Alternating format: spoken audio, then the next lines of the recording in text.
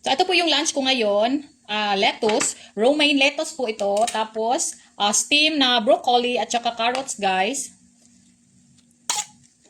Ang prutas ko naman ngayon ay pomelo. Tapos, ang protein ay ang power mix ng Pure Hub. Ang laman po nito ay raw na walnuts, almonds, pecans, at saka cashews. So, yan guys. So, kung gusto niyo rin nyo to, ilalagay ko lang po sa comment section yung link kung saan pwede kayong bumili. So, ayan guys. Maganda yung mga nuts nila guys. Kaya dito po ako palaging umu-order ng nuts. So, ayan. Tingnan nyo ng mga nuts nila. Diba? Ang lalaki guys. So, ayan. Tapos, maglalagay lang po tayo ng extra virgin olive oil. Konting asin. At ang oregano. So, ready na ang lunch. Kain tayo.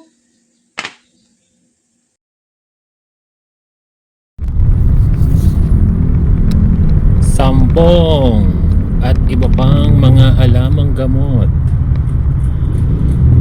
Nakakagaling daw ng cancer. Gaano nga ba katotoo ito? Alam mo po, sabi ko dun sa isang video na ang bawat halaman ay may mga kanya-kanyang level ng anti-nutrients or natural cyanide or poison na makakasira sa sistema ng ating katawan. At ang tanong na lang dyan, sustainable ba? Sustainable ba? Sapagkat alam naman natin napakadaming mga cancer patient na naka-recover sila, nadugtungan ng buhay ng 5-10 taon, pero mababalitaan mo na lang biglang bumalik yung cancer nila. Napakadami na po sa loob ng community. Even nagpapa-coach po sa akin na nagpa-opera sila, but nagulat na lang sila ay bumalik uli. At ilan naman talagang nagpaka-healthy living na, sinunod na yung mga advice ng napakaraming doktor. Nagulat na lang sila habang na-address yung isang health issues, naapektuhan naman yung ilan sa organs na meron sila. At anong ending? Hindi rin naging matagumpay. Kung iisipin natin, wala yun na talaga yung pinaka last option natin para lang maibsan ng napakalalang sakit karamdaman, mga cancer na meron pong ating mga kababayan. At talagang himala na lang talaga mula sa Panginoon na nagkaroon talaga ng magandang pagbabago. Pero isa sa pinakamahalaga na kailangan po na makinig po ninyo, maybe sa akin nyo lang po ito makikinig, at kung nakinig nyo man, ang mahalaga ma-remind po ulit kayo, ay yung tinatawag na untimely death. Gaano ba katotoo ito, at magka-agree ba kayo o hindi?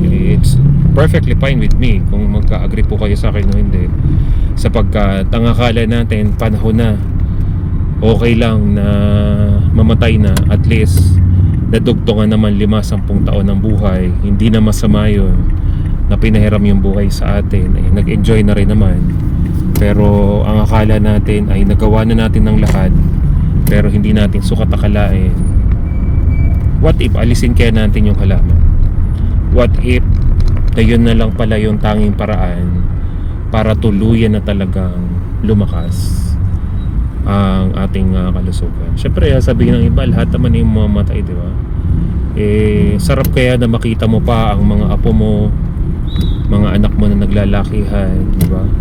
Kaapo-apuhan mo, witness mo pa, bakit yung lolo, lola? Pero tingnan mo naman yung mga lolo't lola natin. Lolo't lola ko parang nauupos na kandila, di ba? Kung titingnan naman yung lifestyle, kanin, lakas sa kanin, lakas sa nganga, di ba? Lakas manigarilyo.